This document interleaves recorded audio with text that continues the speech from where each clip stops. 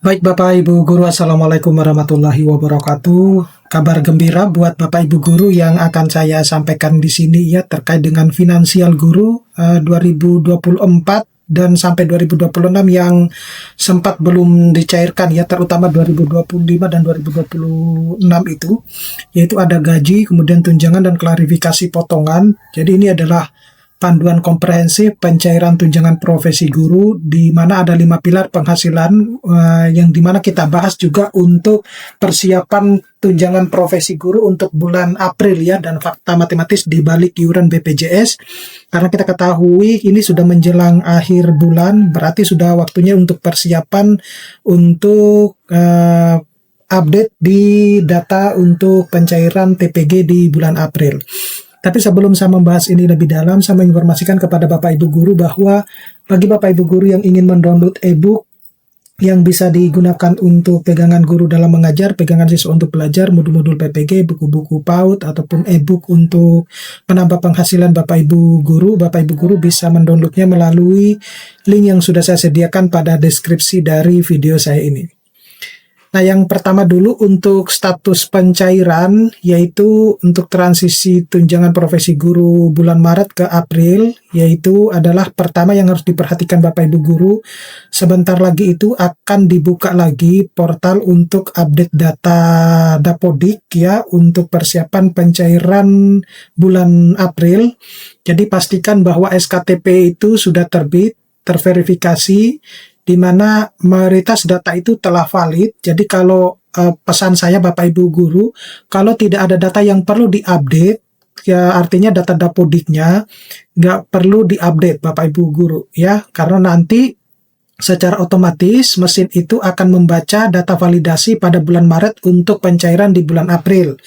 Tapi kalau misalnya ada yang harus diupdate, misalnya ada kenaikan pangkat dan lain sebagainya, maka segera untuk dilakukan pengupdatean ya. Nah, jika belum, segera sinkronisasi di Dapodiknya agar SKTP-nya itu bisa segera diterbitkan. Kemudian yang perlu juga dipahami Bapak Ibu Guru, ketika SKTP terbit itu, maka proses pembayaran itu harus antri di bank ya. Jadi tidak bisa serta-merta ketika SKTP sudah ada, ya maunya Bapak Ibu Guru itu langsung cair gitu ya. Ini Bapak Ibu Guru harus memahami pola-pola yang sudah terjadi pada bulan Januari hingga Maret.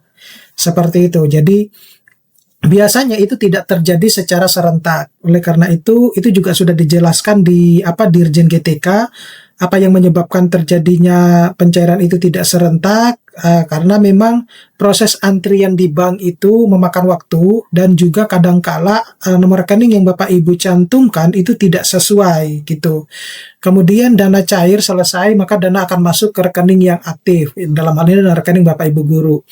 Nah, aktivitas instansi dan pencairan yang tertunda ini akan kembali berkelanjutan secara intensif mulai 25 April ya. Jadi nanti tanggal 20 April itu adalah batas terakhir penerbitan SKTP ya, semacam itu. Nah, jadi nanti kalau sudah SKTP-nya terbit, maka kemungkinan besar itu batas terakhir juga akan dimulai pencairannya itu adalah tanggal 25 April. Jadi perhatian, April itu adalah pemasukan bulanan April akan berkurang satu komponen tanpa THR karena THR telah disalurkan penuh pada bulan Maret. Selanjutnya untuk 5 pilar penghasilan guru edisi April itu apa saja? Yang pertama itu adalah tunjangan tambahan penghasilan pegawai, yaitu tunjangan ekstra yang bergantung pada kapasitas fiskal masing-masing pemerintah daerah. Artinya tidak semua guru akan mendapatkan tambahan penghasilan pegawai ini.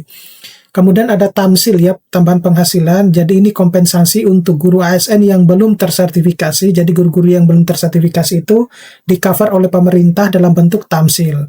Kemudian ada tunjangan khusus guru. Jadi ada afirmasi khusus untuk pendidik yang mengabdi di daerah 3T, yaitu tertinggal, terdepan, dan terluar. Ini juga tidak semua guru mendapatkan TKG ya, hanya cuma daerah 3T saja. Kemudian ada tunjangan profesi guru ya, yang biasanya Bapak Ibu Guru dapatkan selama ini, yang tiap bulan ya, baik itu ASN dan non ASN tentunya yang sudah tersertifikasi, dan gaji bulanan. Gaji bulanan ini semua guru ya, dan ini merupakan pemasukan dasar baik itu yang digaji oleh APBN atau Pemda maupun yang digaji oleh sekolah ya atau yayasan. Kemudian ini adalah matriks kelayakan apa saja hak finansial Bapak Ibu guru sendiri. Jadi ASN non sertifikasi daerah biasanya akan mendapatkan gaji, kemudian tamsil dan TPP. Sedangkan untuk ASN sertifikasi daerah biasa dia akan mendapatkan gaji, kemudian TPG serta TPP ya. Kemudian untuk non ASN sertifikasi dalam hal ini yayasan dia akan mendapatkan gaji dan TPG saja. Dan untuk profil maksimal ASN tersertifikasi daerah 3T itu mendapatkan gaji, kemudian TPG, tunjangan khusus daerah tertinggalnya, sama TPP gitu. Jadi seseorang guru maksimal itu dapat menerima hingga 5 komponen penghasilan sekaligus pada bulan yang sama ya, tergantung status sertifikasi dan lokasi pengabdiannya. Jadi kalau Bapak Ibu guru mau seperti pada poin keempat, itu silakan Bapak Ibu guru mengabdi di daerah 3T. Karena kalau sudah daerah 3T, itu pasti akan mendapatkan tunjangan khusus guru ya. Dan itu besarannya sama dengan TPG Bapak Ibu guru ya, sama dengan TPG. Nah, ini yang seringkali Bapak Ibu guru mungkin belum memahami ya, kalau ternyata daerah-daerah 3T itu meskipun fasilitasnya tidak mumpuni ya, atau tidak sebagus daerah-daerah yang bukan 3T, tapi karena mereka dedikasinya, pengabdiannya, itu mereka diberikan bantuan berupa tunjangan khusus bagi guru-guru yang memang mengabdikan dirinya untuk mengajar di daerah-daerah 3T. Nah, kemudian kita juga harus mengklarifikasi ya terkait dengan isu hoax. Benarkah TPG itu dipotong 2 kali? Ini yang perlu Bapak Ibu guru juga harus pahami bahwa tidak semua TPG itu dipotong 2 kali ya. Jadi ada yang mengklaim bahwa tunjangan profesi guru ASN itu dipotong berkali-kali secara ganda untuk membayar iuran BPJS. Nah, ini yang salah ya, yang hoax ya. Yang benarnya itu adalah pernyataan resmi ini tidak ada pemotongan ganda. Jadi mekanisme sebenarnya itu adalah iuran JKN dihitung secara proporsional dari total penghasilan, dalam hal ini gaji pokok, kemudian tunjangan keluarga, tunjangan jabatan, tunjangan profesi guru, dan tunjangan kinerja. Nah, konteksnya adalah setiap komponen dipotong maksimal 1%, bukan memotong TPG secara acak dan berulang, seperti itu Bapak Ibu guru. Lagian, kalau kita ambil sisi positifnya Bapak Ibu guru, BPJS ini juga nantinya akan kembali ke Bapak Ibu guru sendiri ya, dalam bentuk misalnya fasilitas kesehatan dan lain sebagainya. Jadi bukan akan diambil oleh negara semacam itu. Jadi kita harus selalu berpikir positif. Kemudian anatomi potongan 6%, kemana uang Bapak Ibu guru itu mengalir ya. Jadi ini adalah yang saya contohkan bagi golongan yang 3 ya, golongan 3 ini ya. Jadi 5% itu adalah pajak penghasilan. Ini adalah semua kewajiban pajak standar bernegara yang berlaku untuk semua golongan penghasilan.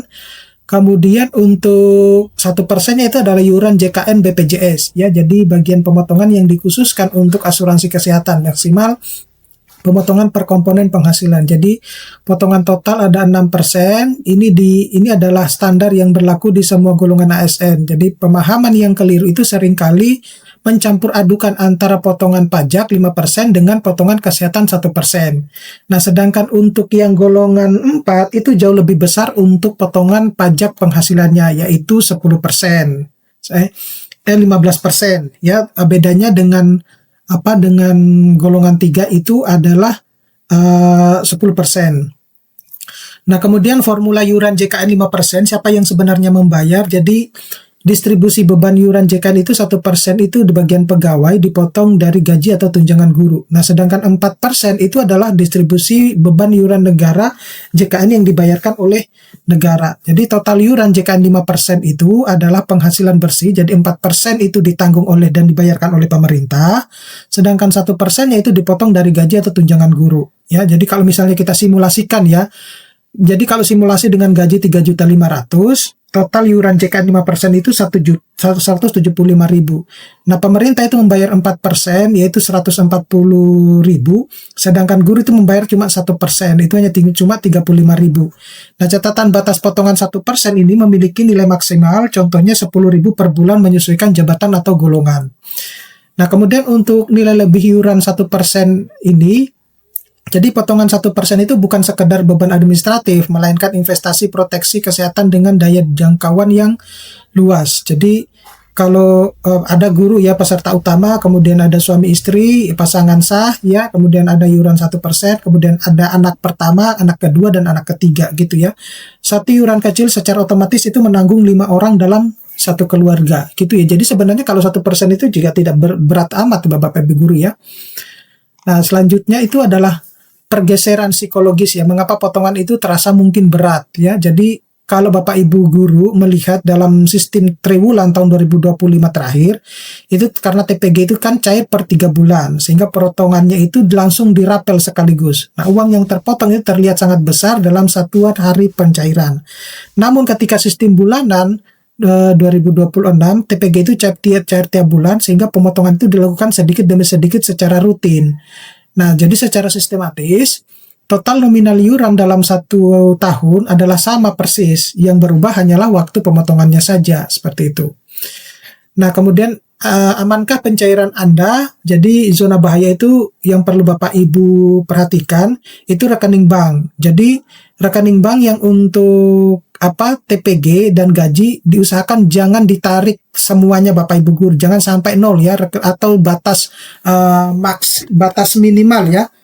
Batas minimal dari nomor rekening tersebut itu tidak boleh Bapak Ibu guru, apalagi dia berstatus tidak aktif. Nah, jika nomor rekening itu kurang atau salah satu digit ya, salah dari 1 digit, sistem itu tidak terbaca, tidak valid. Jadi akibatnya dana TPG itu akan retur kembali ke kas negara dan proses ulang itu memakan waktu yang lama. Kemudian kalau zona amannya seperti apa? Jadi data Dapodik itu selalu dilakukan pemutahiran data secara berkala.